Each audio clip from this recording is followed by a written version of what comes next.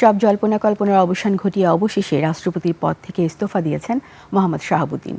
জাতীয় সংসদের স্পিকার হাফিজউদ্দিন আহমেদের কাছে পদত্যাগপত্র পাঠান তিনি। এর আগে পদত্যাগের বিষয়টি নিশ্চিত করে তিনি বলেন, এটা তো সর্বজন বিদিত, আমার মুখ থেকে শুনে কি লাভ। I am sick, so it is done. Subarna মেহজাবিনের রিপোর্টে বিস্তারিত। মোহাম্মদ শাহাবুদ্দিন 2023 সালের 24 এপ্রিল গণপ্রজাতন্ত্রী বাংলাদেশের 22তম রাষ্ট্রপতি হিসেবে শপথ নেন। আওয়ামী লীগের মনোনয়নে তিনি বিনা প্রতিদ্বন্দ্বিতায় রাষ্ট্রপতি নির্বাচিত হয়েছিলেন। তার 5 বছরের মেয়াদ শেষ হওয়ার কথা 2028 সালের এপ্রিলে।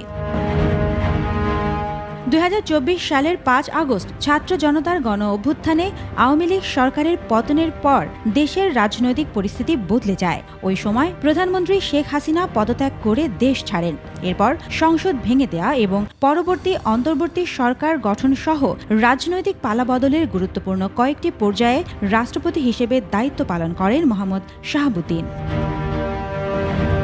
রাষ্ট্রপতি তার পদত্যাগপত্রে লিখেছেন, গণপ্রজাতন্ত্রী বাংলাদেশের 22তম রাষ্ট্রপতি হিসেবে নির্বাচিত হয়ে 2023 সালে 24 এপ্রিল শপথ করেন। তার দাবি, পূর্ণ নিষ্ঠা, সততা ও সংবিধানের প্রতি আনুগত্যের সঙ্গে দায়িত্ব পালন করেছেন তিনি। মোহাম্মদ শাহাবুদ্দিন তার পদত্যাগের কারণ হিসেবে লিখেছেন, তিনি গুরুতর অসুস্থ, হৃদরোগ, উচ্চ রক্তচাপ, ডায়াবেটিস ও কিডনির জটিলতায় ভুগছেন। তার বাইপাস সার্জারি হয়েছে। ইদানিং স্বাস্থ্য পরীক্ষায় অটোনমিক নিউরোপ্যাথি নামের রোগ শনাক্ত হয়েছে। সেই রোগের কারণে তিনি মাঝে মাঝে ক্ষণিক অচেতন হয়ে পড়েন। আর নিজের মেয়াদকাল মূল্যায়ন করতে গিয়ে লিখেছেন, তার সুদৃঢ় ও ইতিবাচক ভূমিকার কারণে দেশে কোনো সাংবিধানিক বিপর্যয় ঘটেনি।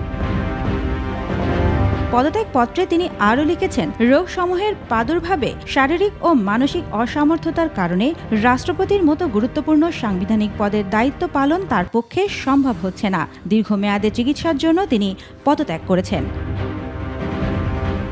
সুবর্ণা মেহজাবিন, 21 টেলিভিশন।